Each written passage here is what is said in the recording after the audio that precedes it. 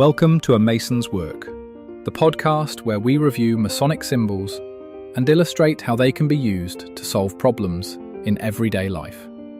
With your host, Brian Mattox, a proud member of the Craftsman Online Media Network.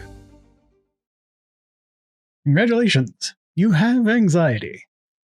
Is a horrible thing to realize, but at the same time, it's better than having vague feelings and not knowing what to do or not having a label for them. So over the course of yesterday's episode, we talked about how kind of anxiety might present itself in your body, your situation, how I know how it presents itself in mine.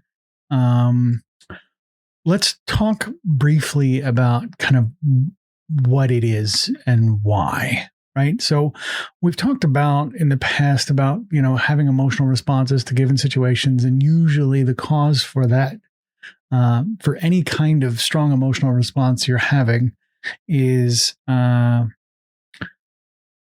fight with reality, right? More often than not, and again, we've talked about this, if you're upset, it's because the expectation you have in your head with the way things should be doesn't match the reality you're experiencing. I don't necessarily want to dig too much further into that as part of this conversation because we've already covered that in other episodes, and we can certainly talk more about it in the future if there's a need. Please don't hesitate to reach out. But in the context of anxiety itself, there is a lot of stuff that's happening with the purpose of it. You don't tend to get anxious about stuff is going to happen. You don't tend to get anxious about the things that you know how to do, for example. Anxiety comes into play when there is a higher order ambiguous problem that is kind of in your brain, right? This ambiguity is where, and it matches the feelings that anxiety creates, right? Remember how yesterday I talked about anxiety kind of squeezes out of the edges. It's this amorphous blob thing. Same thing's true with the causes of anxiety. They are this amorphous sort of sense of some level of looming threat.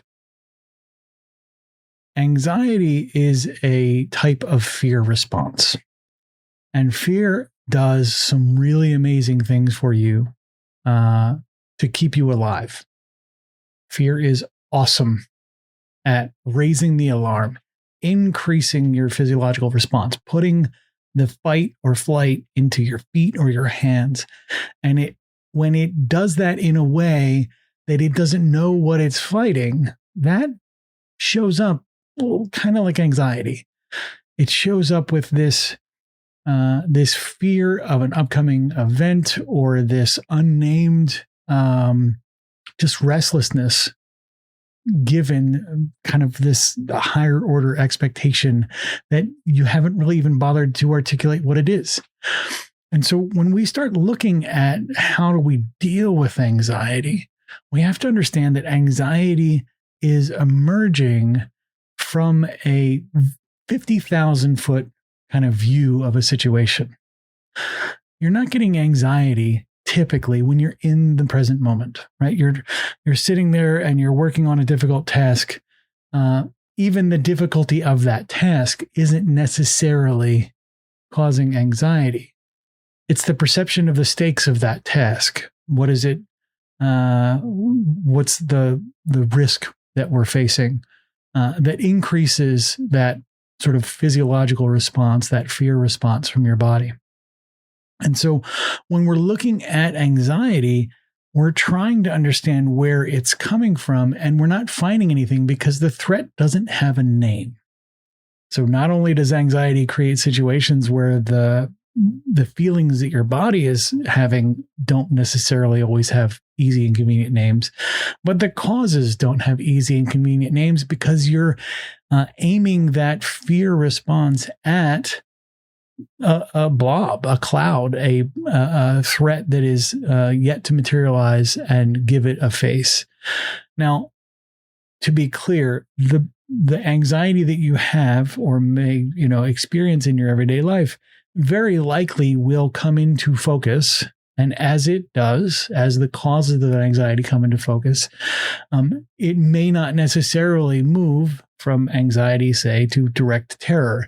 That anxiety kind of will stay there even if you do get full clarity as to the causes of it. And we'll talk more about how to essentially deal with that. But step one was know what you're feeling.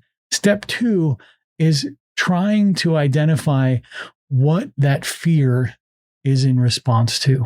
I am afraid that I'm going to blow this presentation next week with a key client in my meeting, or I am apprehensive that someone that I really want to impress is going to think that I don't, look right or behave in a way that's good. Whatever that case may be, or I'm not going to get the approval from somebody I really care about. Once you get to that sort of second order process where you're able to take that anxiety and start to identify what the cause is, you'll then begin to be able to triage and figure out what to do next. And we'll talk about that tomorrow. The views represented in this podcast are those of the speaker alone and are not representative of any grand or subordinate lodge.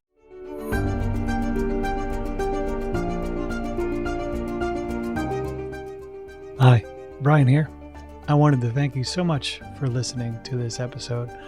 If you have any suggestions or guidance for further episodes you'd like to see or hear, whatever the case may be, please don't hesitate to reach out to me at amasonswork.com, and we will try and incorporate your suggestions into a future recording. Thanks.